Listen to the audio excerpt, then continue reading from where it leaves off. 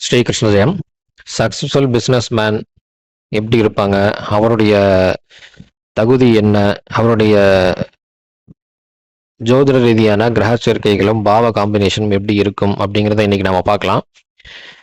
ஜோதிட ரீதியாக நம்மளுடைய ஜாதகத்துல புதன் நல்லா இருந்தாரு அப்படின்னா நமக்கு புதனுடைய குணங்கள் அப்படின்னு சொல்லக்கூடிய சாமர்த்தியம், சமயோஜிதம், சாணக்கியத்தனம், வியாபார நுணுக்கம், வியாபார தந்திரம், யார்கிட்ட எப்ப எங்க எப்படி என்ன ஸ்லாங்ல என்ன பாஷையில பேசினா அவருக்கு புரியும், நம்ம காரியத்தை நம்ம சாதிக்க முடியும் அப்படிங்கிற ஒரு நுணுக்கத்தையும் ஒரு நுட்பமான விஷயத்தையும் இந்த புதன் வலுவாக இருக்கக்கூடிய ஜாதகர்கள் தெரிஞ்சு வச்சிருப்பாங்க.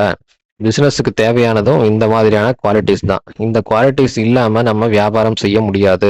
செய்தொழில், சொந்த தொழிலும் செய்ய முடியாது. ஏன்னா சொந்த தொழில் அப்படிங்கிறது உங்களுக்கு எதிரில் இருக்கக்கூடிய நபர்களை பேஸ் பண்ணி நம்ம இருக்கோம். ஸோ இது ஜாப் செக்யூரிட்டி கிடையாது. வியாபாரமும் அப்படிதான், ஜாப் செக்யூரிட்டி கிடையாது உங்களுக்கு. வியாபாரத்துல நம்மளுடைய பொருட்கள் செயலானாதான் நமக்கு வருமானம் வரும், லாபம் வரும், நம்ம சந்தோஷமாக இருக்க முடியும், சேவ் பண்ண முடியும். அதே மாதிரி சொந்த தொழில் செய்யறவங்க, அதாவது மருத்துவர்கள், ஜோதிடர்கள், உபன்யாசம் பண்றவங்க, அர்ச்சகர்கள், பண்டிதர்கள், இவங்கெல்லாம் எதிரில் இருக்கக்கூடிய அந்த மக்களை நம்பிதான் இருக்காங்க. ஸோ மக்கள் எந்த அளவுக்கு நம்ம கிட்ட வராங்க அப்படிங்கறது பொறுத்துதான் நம்மளுடைய வருமானம் இரட்டிப்பாக ஆகும், லாபம் அடைய முடியும். ஸோ மக்கள்கிட்ட நம்ம எப்படி பேசுறோம், எந்த விஷயத்த மக்களுக்கு நம்ம சொல்றோம், அதை அவங்களுக்கு புரிய மாதிரி நம்ம எப்படி சொல்றோம் அப்படிங்கிறது முக்கியம்.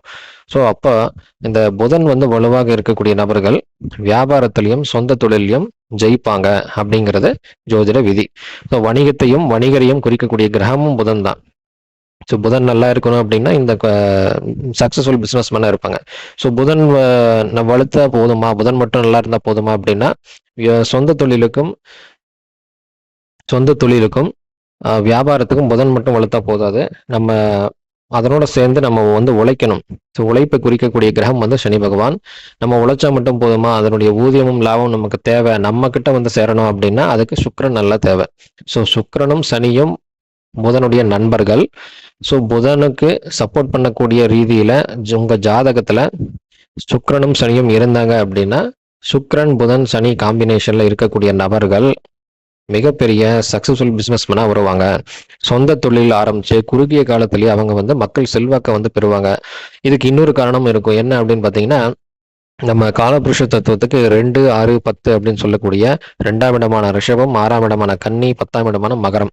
இந்த 2, 6, 10 அப்படிங்கிறது ஃபினான்ஷியல் லைஃப் க்ரோத் பண்ணக்கூடிய, ஃபினான்ஷியலுக்கு ரொம்ப சப்போர்ட் பண்ணக்கூடிய இடம். அர்த்த திரிகோணம் அப்படின்னு பேரு. இந்த அர்த்த திரிகோணமும் காலபுருஷ ரீதியாக இவங்க 3 பேர் தான் வருவாங்க.